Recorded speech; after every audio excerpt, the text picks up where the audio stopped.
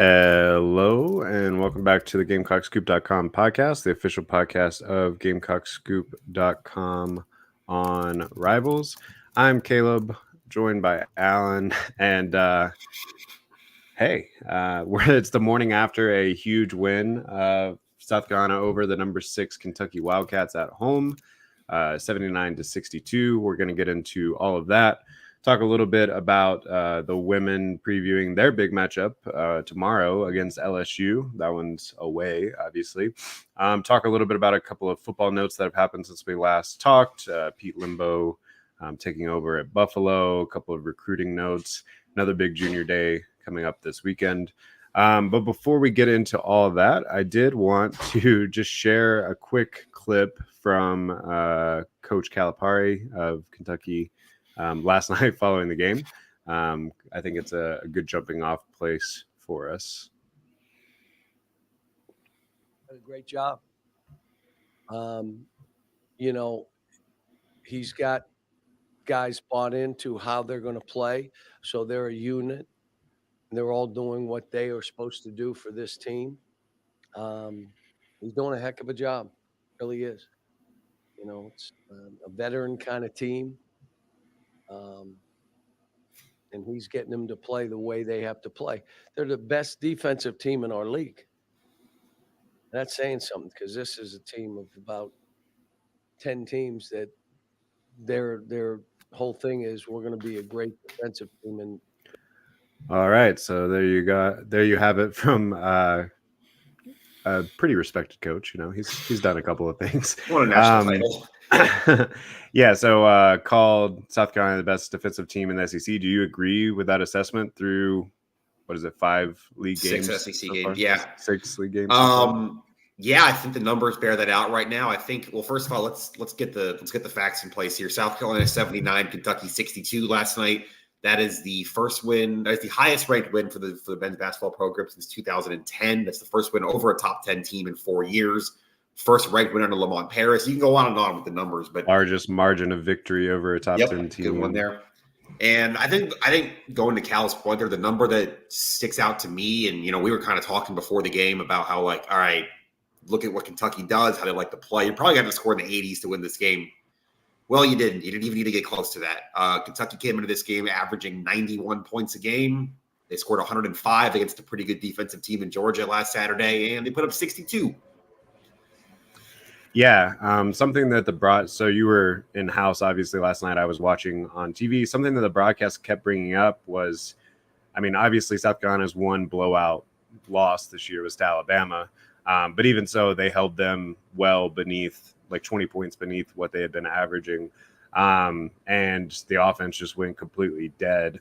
But the broadcast was just basically saying, like, if they play a defense like that, they should be in pretty much every game as long as they have any semblance of an offense, which, of course, last night pretty much everything was working. Talon Cooper kind of led the way there, but Jacoby Wright made 4 of 5 threes. Josh Gray was a force on the inside against Kentucky's talented, but maybe not as willing to go up against that giant behemoth of a man on the interior. And we've talked before about how Gray sometimes doesn't realize that he's 7 foot 280 or whatever he is. But last night it seemed like he realized and he was really throwing his body around. There's so much praise to go around. Michi Johnson hits a couple of key threes, hits one, from forever, like he always does, to kind of seal the game and seal in that largest margin of victory over a top 10 opponent stat. Who had that on your bingo card? 17-point win against Kentucky? Probably no one.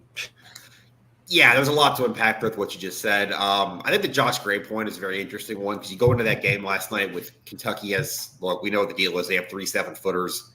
All 3 of them can score. They're all tough inside. Like, you know what that is. And Josh Gray said post-game that Lamont told him to be big, play to your size. And that's kind of what he did. And he also said, hey, I'm looking for the quote now, but he basically was like, hey, they are 3 freshmen. Like, they might be talented, but I've got the experience here. And he looked like what you want your big man experience. Here we go. Coach Harris always told me to be big. I knew this game he was going to need it the most. They have 3 7-footers, but they're all freshmen. I've got the experience factor, close quote. He took advantage of it.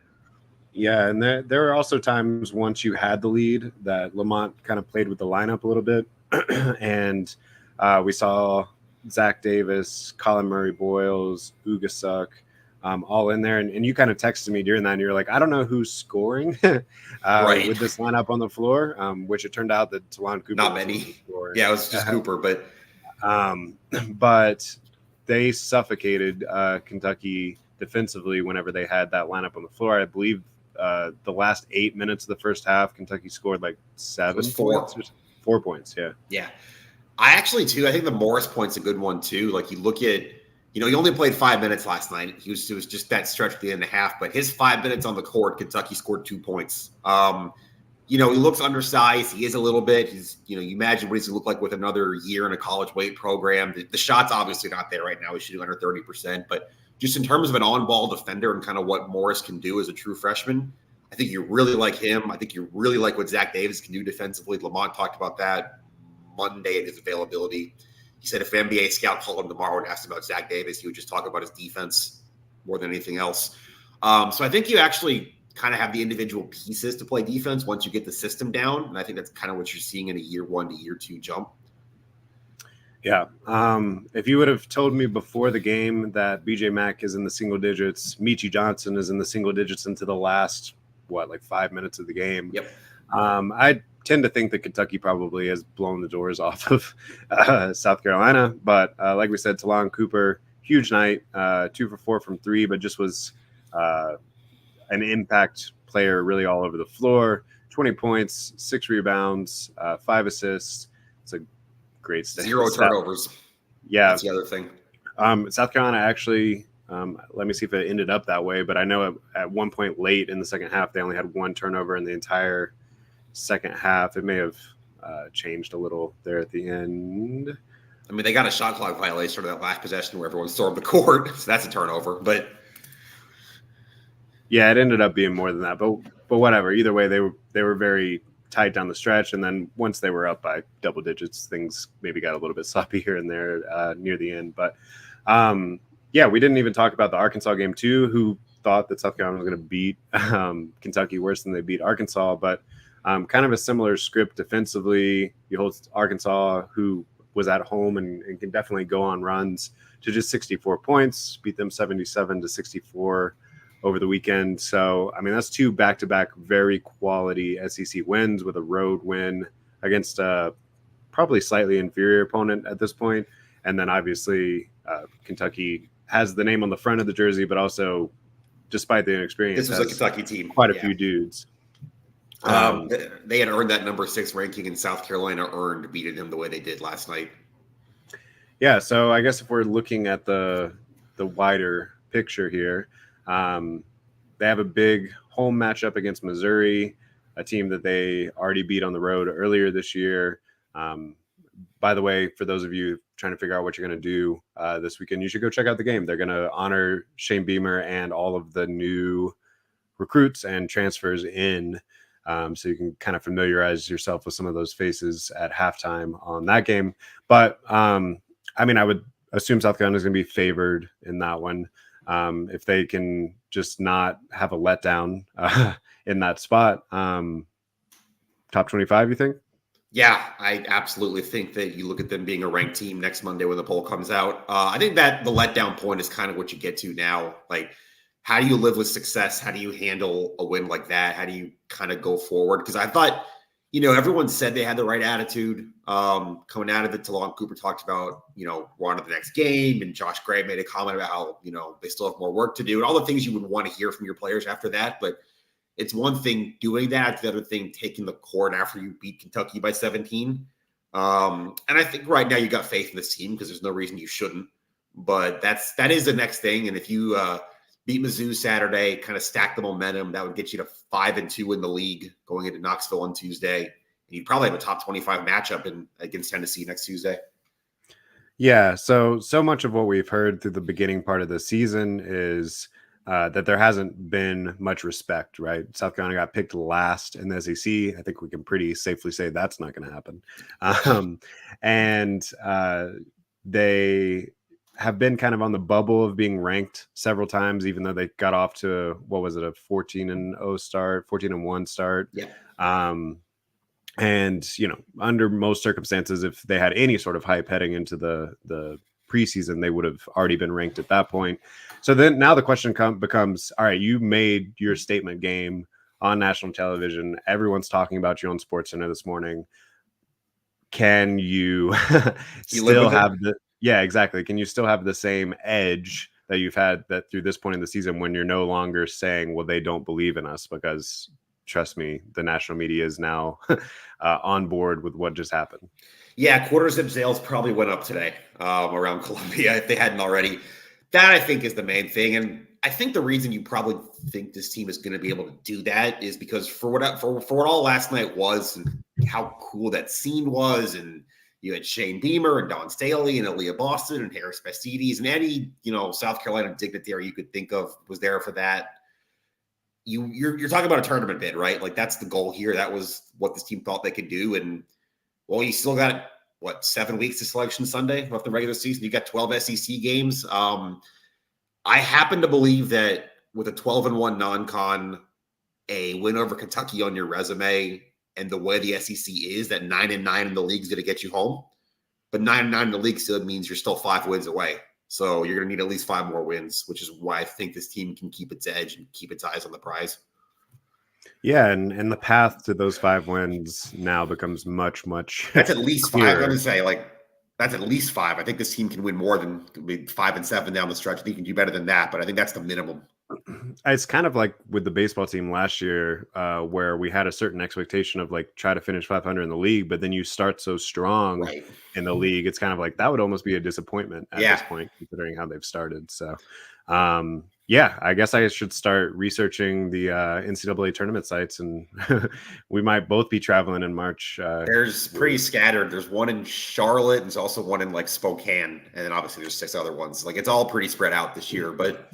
Yeah, unfortunately, there's not one in Denver, but Salt Lake, though, I think. Yeah, there is. I could drive to that one. I could drive to Omaha, so we'll figure it out. But yeah.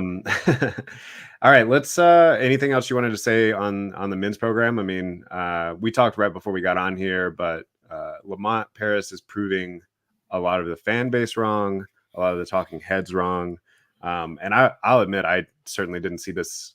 If I did see this coming, if I thought it was even a possibility, I didn't see it coming this quickly. The turnaround that he's had from year 1 to year 2 is incredible. And I think if you keep something like this up, he's going to be in the conversation for conference or national coach of the year sort of thing. Yeah. And I think my only other point on Lamont, and I'm glad you brought that up, is this is something I was talking about with some kind of half talking, half joking with someone in the media room before the game. And then you texted me something similar at halftime. And I think it's worth bringing up. We were talking before the game, Lamont Paris was on staff for one of the biggest upsets in college basketball history when Wisconsin beat that 38-0 Kentucky team. And then you texted me at halftime that they look like a Bo Ryan team. And I think big picture now, a year and a half into his tenure, that identity, the defense, the kind of mucking it up, the balanced scoring, this looks like a guy who spent 15 years as an assistant at one of the most successful programs in the country, and one that plays the pretty clear style, and it's translating. Yeah, no doubt. I mean, one of the things that you kind of look for as a program is starting to get its footing is, do they have an identity? Last year, I think not so much. This year, I think we're seeing that identity very clear, and they're executing it most of the time. I mean, you can think back to 3 bad halves of basketball so far throughout the season. You got the second half against Clemson, second half against Alabama, last stretch against Georgia. I mean, not even half, last 6 minutes. Yeah. So I'm really excited to see where this goes, and it can, as you saw last night, even when you're the less talented team, which this is something that the broadcast kept bringing up, was that if Lamont Paris has 75% of the talent of the team that he's playing, he expects to win. And you can see why. I mean, it slows down the game, plays good defense, and then you're hitting shots. And another point, I guess, is just the way that the offensive scheme is set up. Even when you're not necessarily hitting shots, if you're running the clock all the way down to 0 and you're taking really good shots, it's allowing you to get back on defense and set up your defense. Which really Kentucky struggled a lot with last night. The reason that they're one of the highest scoring teams in the country is they're really good in transition, and they just didn't have any of those transition opportunities last night. Yeah, I thought you could tell pretty quickly. I think they scored in a couple of them, but they ran the shot clock, Kentucky shot clock down under 10. I think like 3 of the first 4 possessions or something, and you kind of saw pretty quickly that South Carolina was going to be able to control the tempo here, control the pace, and if they did that, they were going to at least have a chance if the offense showed up, and clearly it did. All right, let's transition a little bit to the women's team, who are still number 1 in the country and have a pretty big matchup of their own coming up tomorrow. This is why we're doing the podcast so early. You're about to head out to Baton Rouge here in a little bit, or later this afternoon, right? So South Carolina's got a huge matchup against number 9 LSU tomorrow at 8 Eastern down in Baton Rouge. They're coming off of 2 straight wins, SEC wins, where they almost scored 100, but didn't quite get there. A 98-36 win over Kentucky and a 99-64 win on Sunday over Texas A&M. What did we learn, if anything, through those 2, I guess, ramp up tests to this bout? And then how do you see it playing out tomorrow? I would say right now they're playing the best basketball they've played all year, maybe other than those first 2 games. They kind of just shot themselves out of a cannon against Notre Dame and Maryland. I think they're taking care of the ball a little bit better. Obviously, the offense is there.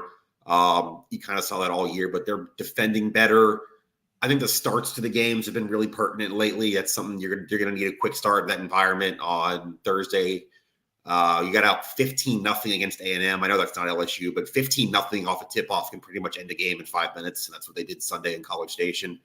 I think that the main question right now is how much is the shooting going to travel? We talk about defense traveling. We talk about, we just talk about the men's team, right? Is if you can defend, you can say in any game.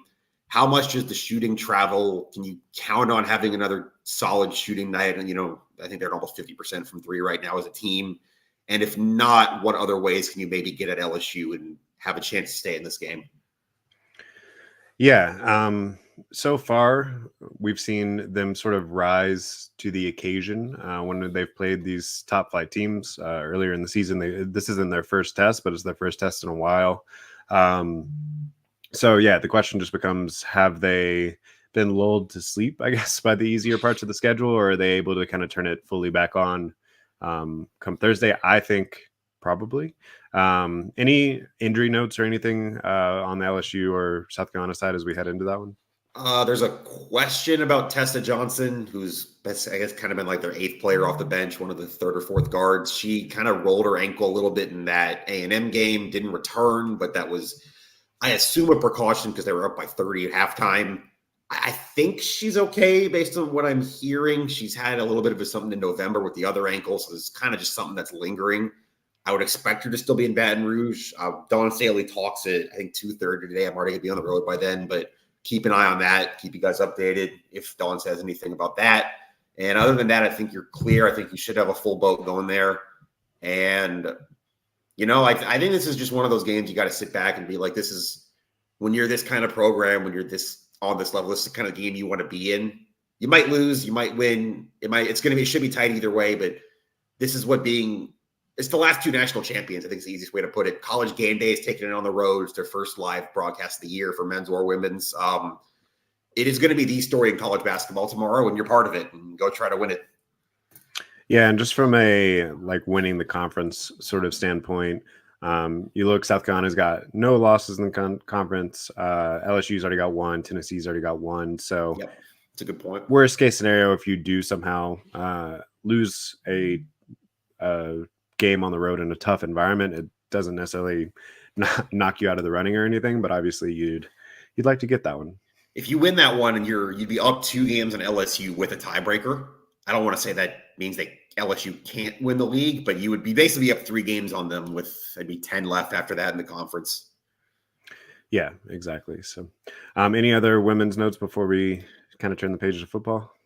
Yeah, I just think a little bit on the game itself. I just think this is kind of going to come down to what South Carolina can get from its bigs. LSU is a size team. You know about Angel Reese. You know about Michaela Williams. Anissa Morrow, who almost transferred here. She's at LSU now.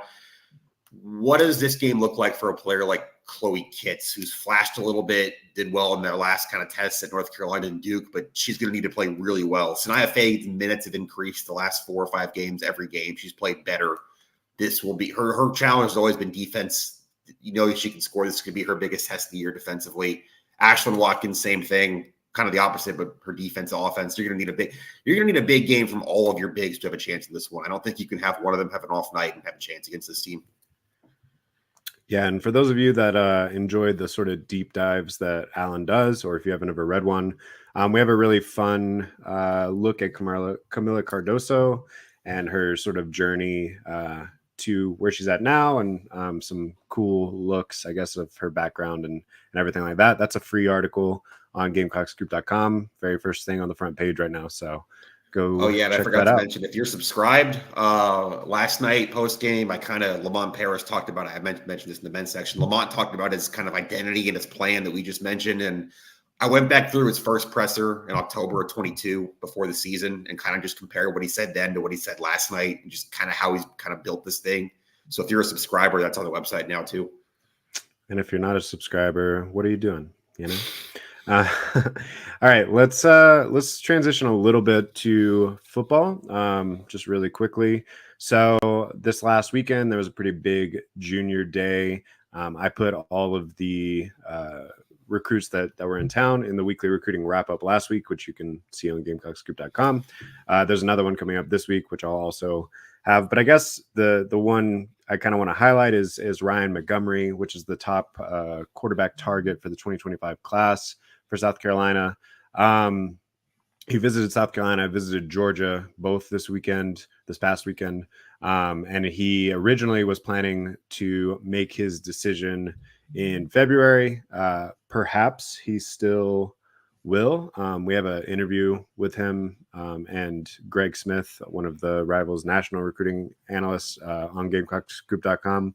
I'll just read real quick what he said on whether or not he can picture himself at South Carolina. He said, "My development there under Coach Loggins and the strength staff will be second to none, and I think I fit very well in the scheme."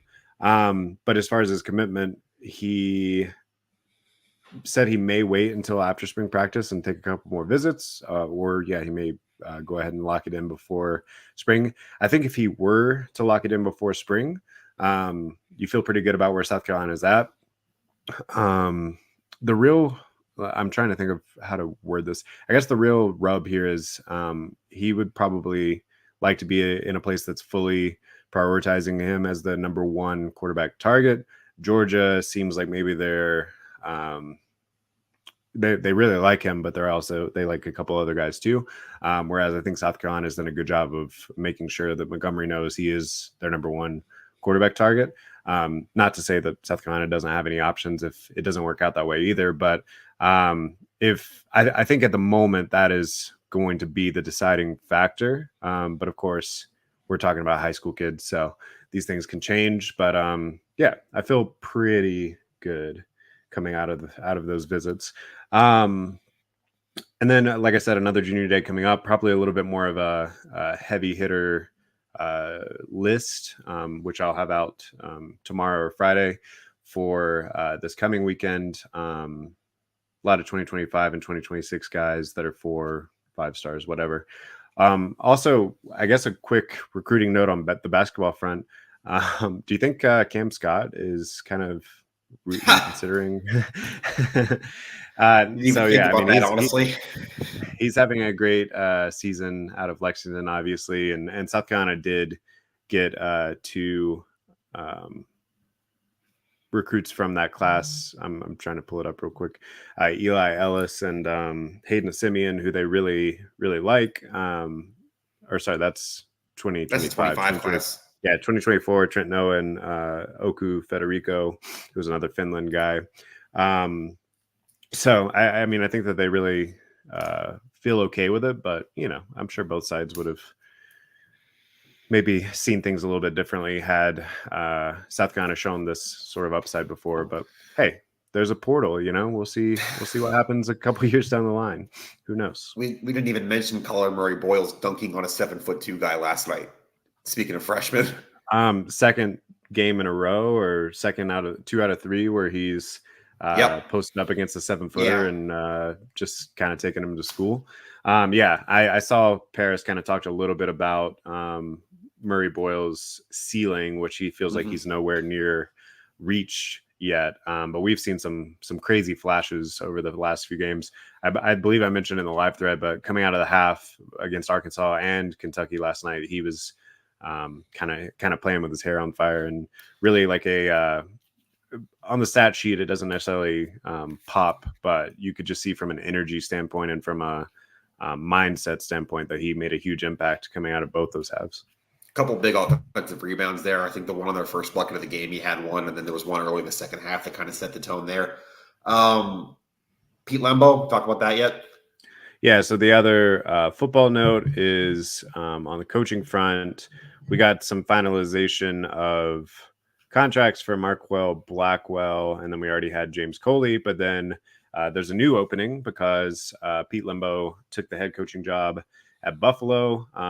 Check out Twitter for his introductory press conference at Buffalo. He had a lot of really nice things to say about South Carolina. I believe one of the standout quotes was basically, it's meant to be hard to leave a place that you love, and it was super hard for him to leave. But you feel good for Lembo, right? Another opportunity to prove that he has learned some lessons and can have a better go round as a head coach this time than he had in the past. He's not getting any younger. Now's kind of the time to take that opportunity. And now it'll be interesting to see what South Carolina does with the opening. Do they just go get another special teams coordinator? Do they get someone that can coach defense and special teams? Does Beamer himself take a little bit of a bigger role in the special teams, and then you just get a straight defensive guy? I think kind of all options on the table right now as you look around, and as we hear more about who they narrow in on, obviously we'll pass that along on GamecockScoop.com. I think the main thing at that point is what's available, what's out there, who can you get to come. The last week of January is kind of an awkward time to be doing a coach or a coordinator search, or assistant coaching search in general. I'm inclined to believe that it's going to be a special teams coordinator, only because that's been an emphasis, obviously, for Beamer since going back to his days with his dad. But when he put together a staff in 2020 and going to 21 with a blank slate, he made that a point to get a special teams coordinator. At the end of last season, when Lembo's contract was running down, they made that a point that Lembo became the highest paid special teams coordinator in the conference. I think that's a very attractive position now, just based on what South Carolina special teams have done the last 2 years. You still got, if you look at that from a coaching perspective, you still got Kai Kroger here. I think obviously they're going to have their choice of options, but you want to get that right, because that's been a big part of this program for the last 3 years, and also just it's not a guy on staff who can recruit. Lembo made a lot of inroads in the Northeast, and maybe try to go that route again with someone up there. It's a very interesting, kind of unique position to be in. It's not just a regular position coach hire, I don't think. Yeah, exactly. Couple other, I guess, notes, because we heard from Shane Beamer for the first time since signing day last week, since we last talked. It looks like some of the numbers are beginning to work out. We talked about how there's 89 scholarship players. Well, now we're down to, we believe, 87, if our count's right, because Tyshawn Wanamaker and Trey Jones. I think that's right. I don't have it in front of me. I can pull it up real quick while we're looking. But either way, I think definitely Wanamaker, and then let me pull up the other.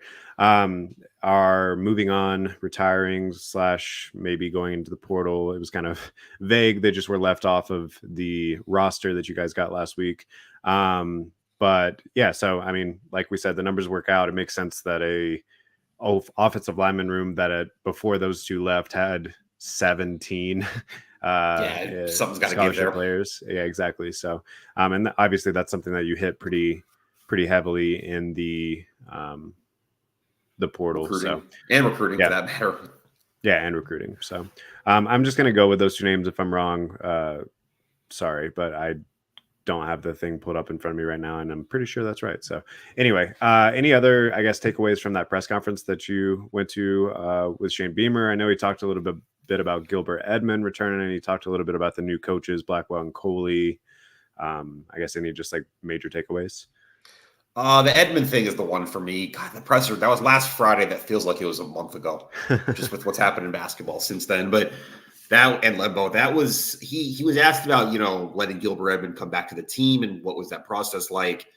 And he said, like, he obviously can only go off what he said, but he's, he talked to 7 or 8 of the upperclassmen team leaders. He talked to, the whole coaching staff. He weighed it. He is this the right thing to do? He did make it clear that I think he used the quote, this is not going to become a precedent. Like, you don't want players transferring out and thinking the door's still open. He mentioned that Gilbert kind of did it the right way when he left the first time, that he was pretty clear and upfront with Shane on why he was leaving to begin with.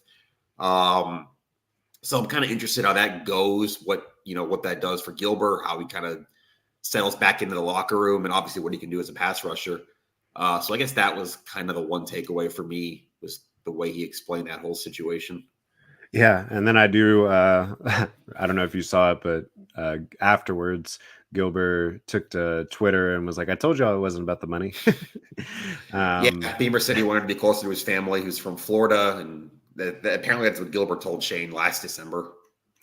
Yeah, and, I don't know. Florida State is the only team that has gotten hurt in the NIL sanctions thus far, so maybe some of it was about the money. But I will say too, though, and this is just what you have to do in college football in 2023. He did immediately spin that into a recruiting pitch, like almost immediately pivoted to, this just shows how desired our program is, and a guy who was playing at an undefeated ACC champion wanted to come back and compete for a spot in South Carolina.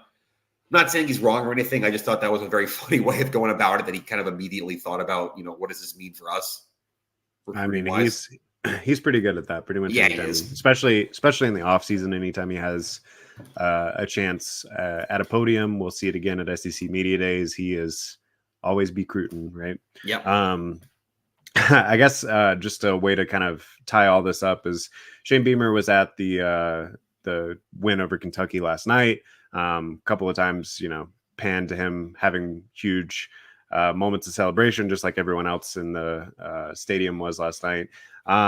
You have to think, obviously, it's a very different sport. Obviously, you can make such an impact with just 1 or 2 guys in basketball because there's only 5 on the floor. But you have to think he's looking at the way that Paris utilized the portal this past offseason and the sort of turnaround that he was able to have, and is hoping that the moves that he's made this past offseason so far, and maybe some more into spring, can have a similar sort of turnaround for the football program. I haven't ruled it out. I mean, I think that there's some really interesting pieces, and it's just going to be how you bring those all together, how you play together as a team. Can you get the biggest squeeze of the juice from the team that you have? Can you say that if you're 75% as talented as the team across from you, that you're just going to be the more solid team, the better schemed team, and find a way to win? I think there were times in Shane Beamer's first 2 seasons where we did see that happen, where South Carolina beat a team that was better than them because the game plan was just that good, or whatever. Maybe lacked that a little bit this past year, although, went toe-to-toe with Georgia, showed some flashes of it here and there, especially in the early part of the season. But yeah, can you get back to that, I guess, and feeling like you have a group that you can scheme your way to a couple wins? Yeah, I think that's the whole thing. I think I made this point last show or maybe 2 shows ago, but you feel good about your portal class. You feel like you've kind of supplemented your needs. You've added some game-changing talent, especially a guy like Rocket. That's great. I think you should, but everybody else does too. They're having these conversations in Athens and Lexington and Knoxville and Gainesville. And all right, we also feel good about our portal class and what we brought in. And then it becomes like, what can you do with it? How does spring ball go? What does it look like in the summer? And like you said, can your portal guys be better than their portal guys? Can they play more cohesively once you get to September? Yeah. So, and we'll see how these new hires play into that process as well, and whoever they get to replace Limbo, who, I mean, we didn't say this, but should be obvious. That's a big loss. I mean, he's both from a just experience and working well with Beamer and a recruiting the Northeast standpoint, but also just, I mean, he gave you an X factor in the special teams that you're going to have to find a way to recreate, because I think if you're going to beat some teams that have a little bit more talent than you, that is one place where you can kind of, and we've seen this, Texas A&M 2 years ago, whatever, we've seen where special teams can be that X factor. So I'm going to miss the press conferences. What? I'm going to miss the press conferences for Lembo. The random history references, the movies, the classic rock, one time I was in Muncie, Indiana 20 years ago, and they had this shrimp bar there, like all this just random stuff that would fill in a bingo card. No, you can see how he was such a good recruiter, because you can just imagine that. I mean, anyone, but that would make an impression on high school kids. Just the sort of zany, out there references, but he did usually land the plane on. So you're just like, all right, well, I'm on board with this. Take me on the spin your yarn. All right, so we will have full coverage of South Carolina versus LSU tomorrow. Like I said, we have a really good feature on Camila Cardoso on GamecockScoop.com this morning. All the post-game stuff for Kentucky on the site this morning. And baseball BB day in like an hour. Mark Kingston talking for the first time in 2024. Yeah, we're about to ramp up into that part of the year where there's 5 or 6 games going on every single week, and I am super excited. So anyway, we'll be back with the GamecockScoop.com podcast next week. Keep up with us on GamecockScoop.com in the meantime. Till then, we'll see you.